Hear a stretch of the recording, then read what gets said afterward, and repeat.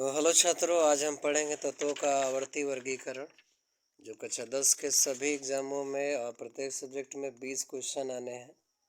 तो आज हम पहला केमिस्ट्री का चैप्टर पढ़ेंगे, ये तत्वों का आवर्ती वर्गीकरण। इसमें हम 25 से 26 क्वेश्चन MCQ करेंगे, बहुविकल्पीय प्रश्न। 20 क्वेश्चन आने हैं। हम बारी बारी से आपको अब थंबनेल देख के जान ही गए होंगे कि कौन सा चैप्टर हमको पढ़ाना है और कौन सा आपको पढ़ना है।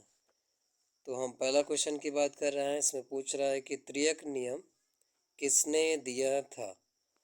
तो त्रियक नियम किसने दिया था? पहला ऑप्शन है मेंडलीव, दूसरा ऑप्शन है न्यूलैंड्स, और तीसरा ऑप्शन है बर्जीलियस, और चौथा ऑप्शन है डोबेराइनर। तो यदि हम बात करें डोबेराइनर की, तो जो त्रिक सिद्धांत दिया था वो डोबेराइनर ने ही दिया था। ये ऑप्शन नंबर डी सही होगा आपका। और ये डोबेराइनर त्रिक सिद्धांत 1817 में इन्होंने दिया था। इनका कहना था कि अ, अगर 3 तत्व हम कोई लें, जैसे लिथियम, सोडियम, पोटेशियम, तो अगर 3 तत्व कोई लेते हैं तो फर्स्ट वाला तत्व और थर्ड वाला तत्व, ये दोनों को जोड़ के हमें बीच वाले तत्व का प्रमाण द्रव्यमान निकल जाएगा। तो इनका यही कहना था। तो इसी के कारण अतिरिक्त नियम किसने दिया था? तो डोबेराइनर ने। दूसरे अगर क्वेश्चन की हम बात करें तो देखिए, इसमें उसका नियम ही पूरा दे दिया गया अतिरिक्त सिद्धांत का। तो दूसरा क्वेश्चन है, ए, बी और सी डोबेराइनर के अतिरिक्त के तत्व हैं यदि ए का प्रमाण द्रव्यमान 7 और सी का 39 है, तो पूछना चाह रहा है हमसे कि बी का परमाणु द्रव्यमान निकालिए। तो आप यहाँ देख सकते हैं कि पहला ऑप्शन दिया है 11, दूसरा ऑप्शन दिया है 32 और तीसरा ऑप्शन दिया है हमको।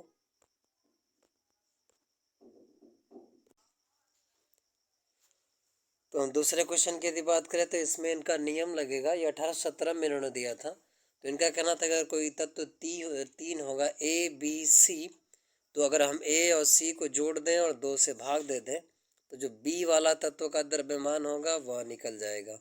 तो यहाँ ए और सी का वैल्यू दिया हुआ है। तो आप 7 और 39 जोड़ देंगे तो हो जाएगा 46, और 46 का जब आधा आप करोगे तो हो जाएगा 23।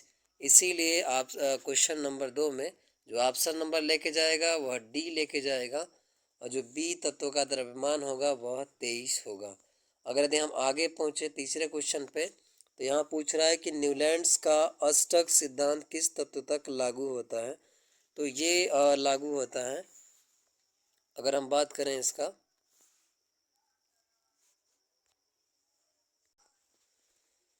तीसरे क्वेश्चन की बात करें तो ये पूछ रहा है न्यूटन का अष्टक सिद्धांत किस तत्व तक लागू हुआ था। तो ये लागू हुआ था, ये कैल्शियम तक लागू हुआ था। तो ऑप्शन नंबर आपका यहाँ ए लेके जाएगा, और कैल्शियम। तो न्यूटन का अष्टक नियम जब इन्होंने दिया था, तो ये जब स्टार्टिंग में अष्टक नियम दिया था इन्होंने, तो अपने नियम में इन्होंने कहा था कि यदि तत्वों को उनके बढ़ते हुए प्रमाण द्रव्यमान के क्रम में रखा जाए तो प्रत्येक तत्व अपने 8वें तत्व के समान गुण वाला होगा। और यह 1866 में इन्होंने ये नियम दिया था। और इनका कहना था कि संगीत के आधार पर इन्होंने तत्वों को रखा था। जैसे हम कहें तो सा रे गा मा पा सा धा नी, तो इसी के नियम पर इन्होंने अष्टक नियम दिया था। तो ये अपने अष्टक नियम में टोटल अगर तत्वों की बात किया जाए तो ये 56 तत्व उस टाइम अपने में ये इस्तेमाल किए थे अपनी साड़ी में, अपने न्यूलैंड्स वर्गीकरण में। तो इसीलिए न्यूटन का जो अष्टक सिद्धांत है वो फाइनली लास्ट कैल्शियम तक लागू किया गया था। इसी क्रम में देखिए अगला पूछ ही लिया क्वेश्चन कि इसमें पूछ रहा है कि न्यूलैंड का अष्टक नियम जो है वह किसके नियम के समान होता है। तो चौथे क्वेश्चन की यदि हम बात करें तो इसमें पूछ रहा है कि न्यूलैंड्स का अष्टक नियम किसके नियम के समान था। तो अभी हमने आपको बताया कि जो न्यूटन का अष्टक नियम था वह संगीत के आधार पर था, सा रे गा मा पा धा नी सा। तो इसमें आपको ऑप्शन दिख रहा होगा, पहला है चित्रकला, दूसरा है संगीत, तीसरा है पोलो, और चौथा है नृत्य कला। तो इसमें आपका ऑप्शन लेके जाएगा ऑप्शन नंबर बी, यह संगीत को लेके जाएगा। अगर हम बात करें अगले क्वेश्चन की, तो इसमें पूछ रहा है कि मेंडलीव के समय अब यहाँ मेंडलीव की बात कर रहा है, तो कह रहा है मेंडलीव के समय सभी ज्ञात तत्वों की संख्या कितनी थी। तो जब मेंडलीव ने अपनी आवर्त सारणी दिया था 1872 में, तो मेंडलीव की आवर्त सारणी 1872 में जर्मन पत्रिका में प्रकाशित हुई थी उस टाइम पे। तो ये भी क्वेश्चन पूछा जा सकता है। तो मेंडलीव का कहना था कि वह अपने सभी तत्वों में से जो उनकी टोटल संख्या थी वो थी छात्रों 63।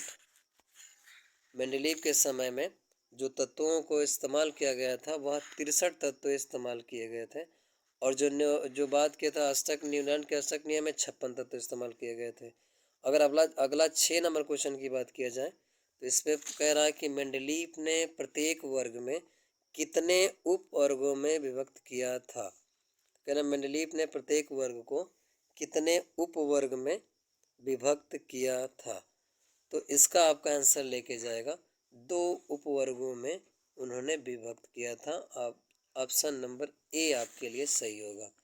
इसी क्रम में अगर अगले क्वेश्चन की तरफ हम बढ़ते हैं, तो इसमें देखिए 7वें क्वेश्चन में कह रहा है कि किस तत्व को मेंडलीव आवर्त सारणी में बाद में स्थान दिया गया था।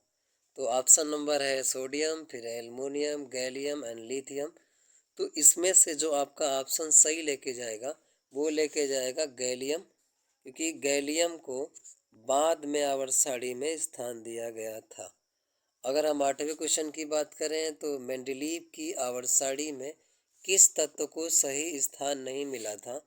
तो वो छात्रों आपको भी पता है कि हाइड्रोजन को अभी आज तक भी आवर्त सारणी में स्थान सही नहीं मिला है, लेकिन मेंडलीव की आवर्त सारणी में इस तत्व को हाइड्रोजन तत्व को स्थान नहीं दिया गया था। तो ऑप्शन आपका हो जाएगा डी। अगर हम बात करें 9वें क्वेश्चन की, तो पूछ रहा है इसमें से तत्वों के गुण उनके प्रमाण द्रव्यमानों के। ये 8 नंबर क्वेश्चन तो हो गया है। अगला क्वेश्चन की यदि हम बात करें, तो इसमें हो जाएगा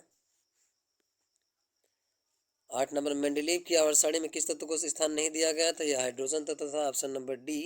अगर 9वें क्वेश्चन की यदि हम बात कर दें, तो इसमें कह रहा है कि तत्वों के गुण उनके प्रमाण द्रव्यमानों के आवर्ती फलन होते हैं। तो प्रमाण द्रव्यमानों के आवर्ती फलन होते हैं, यह कथन किसने दिया था। तो ये कथन दिया था आपका मेंडलीव ने, क्योंकि अभी इसके पहले हैं हम आपको बताए थे कि तत्वों के गुण उनके प्रमाण द्रव्यमानों के आवर्ती फलन होते हैं, यह मेंडलीव ने कहा था। अगर अगला क्वेश्चन इसी में से पूछ लेता कि तत्वों के गुण उनके प्रमाण क्रमांकों के आवर्ती फलन होते हैं, तब आपका यहाँ से ऑप्शन जाता मोजले। अगला क्वेश्चन इसमें पूछ रहा है कि कौन सा तत्वों का समूह मेंडलीव के बाद खोजा गया था। तो जब मेंडलीव ने जब तत्वों को खोजा था, तो उस टाइम पे हाइड्रोजन था। उस समय क्षार मृदा धातुएं भी थी और क्षारीय भी धातु थी। अगर यहाँ हम बात कर दें हाइड्रोजन की, तो हाइड्रोजन को वर्ग नंबर 17 में रखा गया है। क्षार मृदा जो धातुएं हैं वह वर्ग सारणी में प्रेजेंट टाइम में वर्ग 1 को कहते हैं। अगर क्षारीय धातु नहीं, क्षारीय मृदा धातु को वर्ग 2 के तत्वों को हम मृदा क्षारीय धातु कहते हैं, और वर्ग के पहले तत्वों को क्षारीय धातु कहते हैं। लेकिन इसमें से हमसे पूछ रहा है कौन सा तत्वों का समूह मेंडलीव के बाद खोजा गया था। तो ये खोजा गया था अक्रिय गैस से। ये उस टाइम पे अक्रिय गैस नहीं थी जब मेंडलीव ने अपना खोजा था। अगर अगले क्वेश्चन की हम बात करें 11 नंबर क्वेश्चन का, तो अगला क्वेश्चन कह रहा है इसमें कि आधुनिक आवर्त नियम, इसमें पूछ रहा है कि आधुनिक आवर्त सारणी किसने बनाई थी। अभी जो हम इस्तेमाल कर रहे हैं, तो आधुनिक आवर्त सारणी जो इस्तेमाल किया था वो इस्तेमाल किया था भाई बोर ने किया था ऑप्शन के अनुसार। तो अगला प्रश्न पूछ रहा है कि आधुनिक आवर्त नियम का प्रतिपादन करने वाले वैज्ञानिक का नाम बताइए। तो आधुनिक वर्ग का पूछ रहा है हमसे, तो यहाँ पे आपका हो जाएगा, यहाँ पे यदि हम बात करें, तो यहाँ पर आपका हो जाएगा आधुनिक आवर्त आधार जो है, आधुनिक आवर्त नियम का जो प्रतिपादन करने वाले वैज्ञानिक थे, यहाँ पे हो जाएगा ऑप्शन नंबर डी मोजले। अगला क्वेश्चन की यदि हम बात करें, तो अगले क्वेश्चन में देखिएगा पूछ रहा है इसमें से आधुनिक आवर्ती वर्गीकरण आधुनिक आवर्ती वर्गीकरण का आधार किसने दिया था? तो ये आपका ऑप्शन नंबर लेके जाएगा। पहले आप अपने कापी कलम लेके बैठ जाइए कि आप देखिए कि कितना नंबर आप कर पा रहे हैं, तो इससे आपको लगेगा कि आपकी तैयारी कितनी है। तो इस प्रश्न को हम फिर से रिपीट कर रहे हैं। यदि हम बात करें कि आधुनिक आवर्ती वर्गीकरण का आधार क्या है, प्रेजेंट टाइम में जो भी हम आवर्त सारणी इस्तेमाल कर रहे हैं, तो पूछ रहा है कि उसको किसके आधार पे रखा गया है।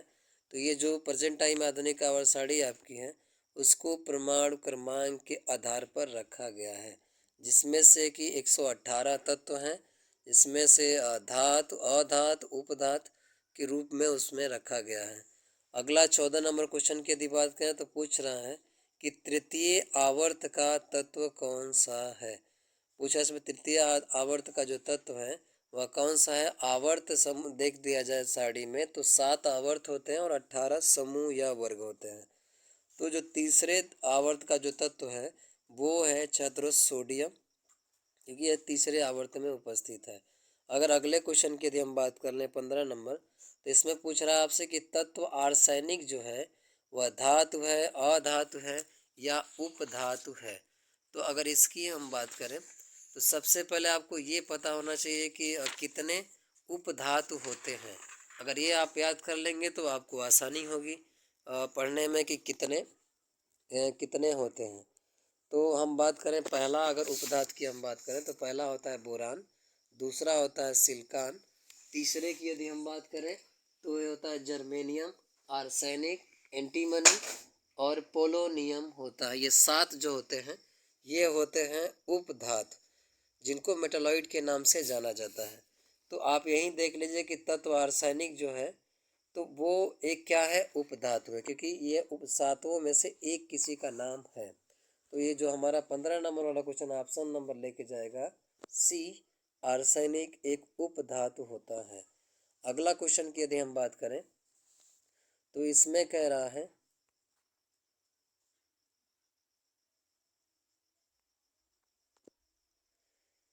और इसमें यदि आप देखेंगे तो इसमें पूछ रहा है आपसे कि कौन सा युग्म जो है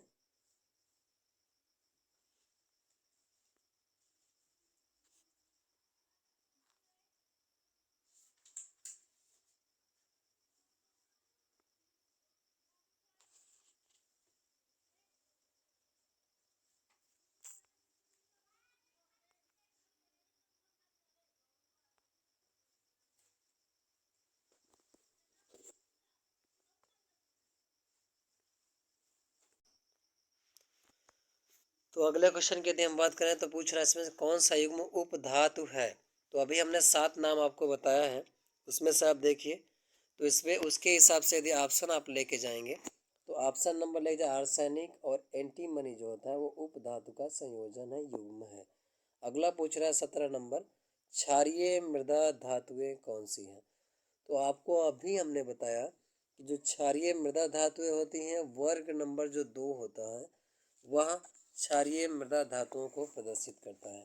यदि हम बात करें क्षारीय मृदा धातु का तो वो होता है beryllium, magnesium, calcium, strontium, barium, barium होता है और एक तत्व और होता है जिसको हम बोलते हैं रेडियम। इन्हीं हम 6 तत्वों को हम बोलते हैं क्षारीय मृदा धातु।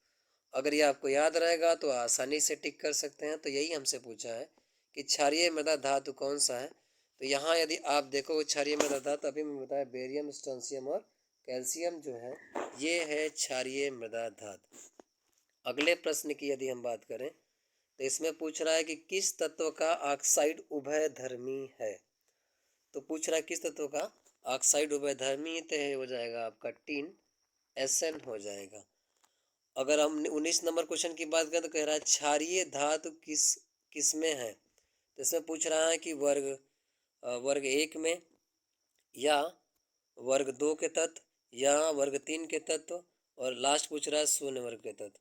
तो जो होता है क्षारीय धातु अभी बताया हमने कि वर्ग 1 में जितने भी तत्व होते हैं वह क्षारीय धातु कहलाते हैं और वर्ग 2 में जितने तत्व होते हैं वो मृदा क्षारीय धातु कहलाते हैं।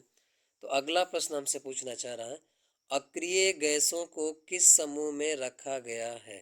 तो जो अक्रिय गैस है तो उसको किस समूह में रखा गया, उसको रखा गया है शून्य समूह में।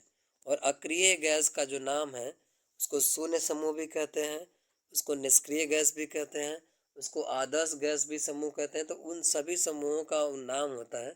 इसमें से 7 तत्व आते हैं, अभी प्रेजेंट में 6 हैं, हीलियम, नियान, आर्गन, क्रिप्टॉन, जेनान, रेडान और एक अभी यूयूओ करके है इसमें। तो इसमें पूछ रहा था कि अक्रिय गैसों को किस समूह में रखा गया है। तो अक्रिय गैस को 0 समूह में या शून्य समूह में रखा गया है प्रेजेंट में। अगर हम अगला बात करें, अगला प्रश्न की यदि हम बात करें आपसे, तो इसमें पूछ रहा है कि क्लोरीन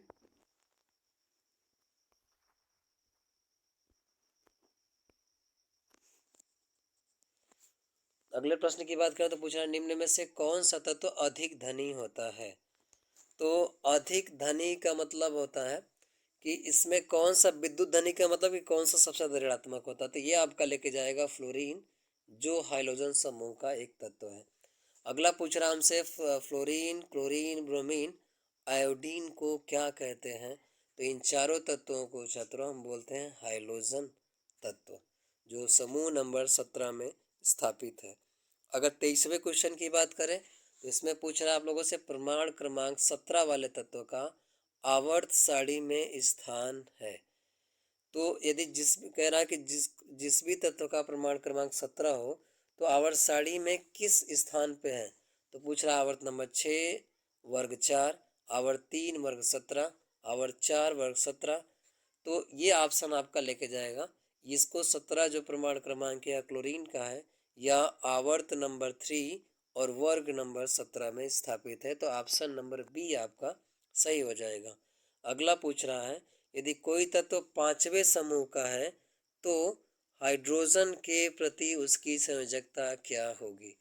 तो हाइड्रोजन के प्रति इसकी संयोजकता होगी 3, इसके प्रति संयोजकता हो जाएगी। अगला पूछ रहा है कि दीर्घाकार आवर्त सारणी में वर्गों की कुल संख्या कितनी होगी। तो जो दीर्घाकार आवर्त सारणी थी उसमें जो वर्गों की संख्या थी छात्रों वह थी 18। अगर आज का ये लास्ट प्रश्न होगा आपके लिए, तो इसमें कह रहा है कि निरूपक प्रारूपक तत्व किसे कहते हैं। तो इसको बोलते हैं सोडियम को। सोडियम को निरूपक या प्रारूपक तत्व कहते हैं। आज के लिए इतना ही। मैं प्रयास कर रहा हूं कि आप साइंस में 20 में से 20 आप स्कोर करें। इसी तरीके से हम फिजिक्स, केमिस्ट्री एंड बायोलॉजी के एमसीक्यू 20 या 25 डेली करते रहेंगे। आप 3 से 4 बार यदि बोर्ड एग्जाम में देख के चले जाते हैं तो आपका 100% मैं श्योर कह सकता हूं कि आपको ये इतने नंबर आपको मिल जाएंगे। तो आज के लिए इतना ही। जय हिंद, जय भारत।